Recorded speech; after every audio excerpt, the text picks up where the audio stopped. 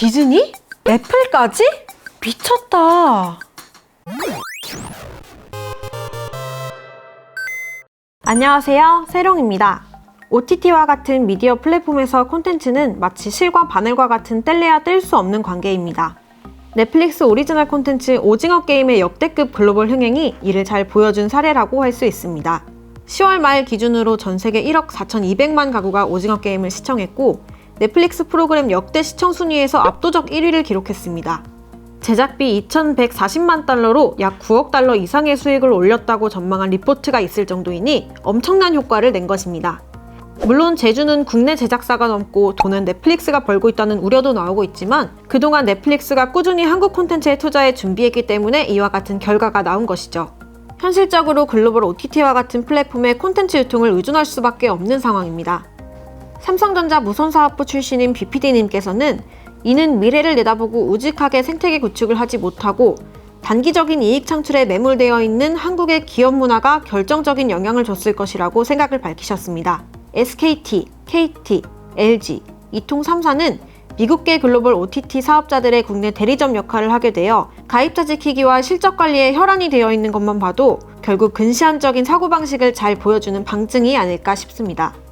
반면 가입자 입장에서 보면 양질의 콘텐츠를 볼 수 있는 넷플릭스 같은 OTT 서비스의 등장은 상당히 반가운 일입니다.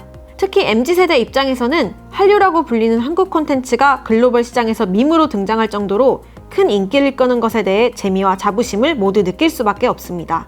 또한 기존 콘텐츠와 달리 무궁화꽃이 피었습니다. 달고나, 관리자 및 참가자 복장 등 넷플릭스를 떠오르게 만드는 프로덕트 IP가 한국과 밀접한 연관성을 갖고 있기 때문에 미국계 글로벌 OTT의 거부감은 사실 없어졌다고 봐도 무방합니다. 오리지널 콘텐츠뿐만 아니라 국내 영화와 드라마를 지속적으로 업데이트해주는 넷플릭스와 한국은 사실상 한 몸처럼 되어버렸습니다. 하지만 끝날 때까지 끝난 게 아닙니다. 11월부터 공룡급 신규 OTT가 국내 시장에 서비스됩니다. 바로 디즈니 플러스와 애플 TV죠. 구독자 수로 따지면 넷플릭스, 디즈니 플러스, 애플 TV 플러스 순입니다. 애플 TV 구독자는 2천만 명 내외로 추산되기 때문에 2억 1,360만 명의 넷플릭스, 1억 2천만 명의 디즈니 플러스와 비교하면 한참 못 미치는 수준입니다. 한마디로 언더독이죠. 하지만 애플 TV 앱은 아이폰, 아이패드 등 애플 기기에 기본 탑재되어 있고 애플 TV를 통해 TV를 큰 화면에서 즐길 수 있습니다. 애플 선호도가 높은 한국 시장에서 SK 브로드밴드와의 협업을 통해 전국적인 마케팅을 펼칠 것으로 보입니다. 디즈니 플러스는 압도적인 IP가 가장 큰 강점입니다. 마블, 픽사, 스타워즈 등 블록버스터 액션과 키즈 애니메이션을 아우르는 검증된 대작 콘텐츠를 볼 수 있죠. 넷플릭스, 디즈니 플러스, 애플 TV 플러스, 본격적으로 비교를 해볼까요? 첫 번째는 요금제입니다. 넷플릭스가 월 최소 9,500원에서 최대 14,500원, 디즈니 플러스는 월 9,900원, 애플 TV는 월 6,500원입니다. 타도 넷플릭스를 위해 후발주자 OTT가 상당히 공격적인 요금제를 책정한 게 눈길을 끄는데요. 디즈니 플러스는 해상도와 동시 접속 인원수에 따라 차등 요금제를 적용하는 넷플릭스와 달리 단일 요금제를 채택했습니다. 기본적으로 4K HDR 해상도와 최대 4대 기기 동시 접속이 가능하니 넷플릭스 대비 45% 정도 저렴한 셈입니다. 만약 연간 요금제에 가입하면 99,000원이기 때문에 체감되는 가격 격차는 더 크고요. 애플 TV 플러스 요금제는 사장님이 미쳤어요 라고 할 만한 수준입니다. 월 6,500원으로 사실상 반값입니다. 또한 론칭 이벤트로 7일 무료 체험 프로모션이 이루어지며 애플 TV 구매 시에는 3개월 무료 체험 서비스를 제공합니다. 두 번째, 출시일입니다. 넷플릭스는 2016년부터 국내 시장에서 이미 서비스 중이지만 디즈니 플러스와 애플 TV 플러스는 뒤늦게 서비스가 시작되었고 11월 출시를 앞두고 있는 상황입니다. 먼저 공격에 나서는 건 애플 TV 플러스로 11월 4일 국내 서비스가 시작됩니다. 디즈니 플러스는 8일 후인 11월 12일 스트리밍이 시작되게 됩니다. 사실상 외산 OTT 삼국지가 펼쳐지는 셈이죠.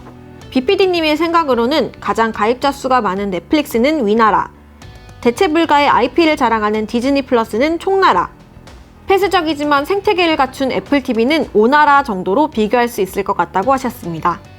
세 번째, 콘텐츠입니다.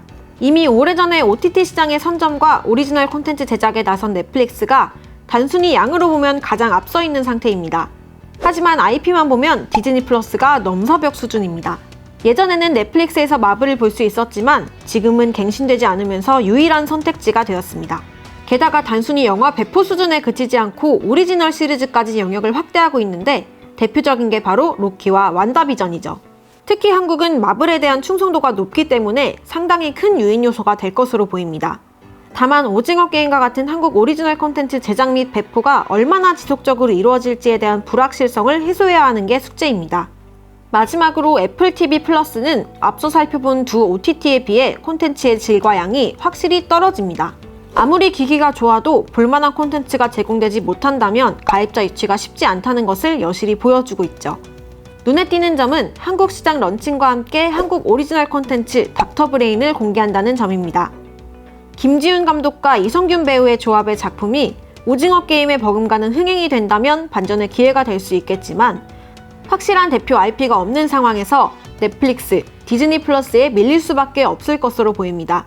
결국 2강 1약의 구도가 되겠죠. 이번 영상을 본 여러분들의 생각은 어떠신가요?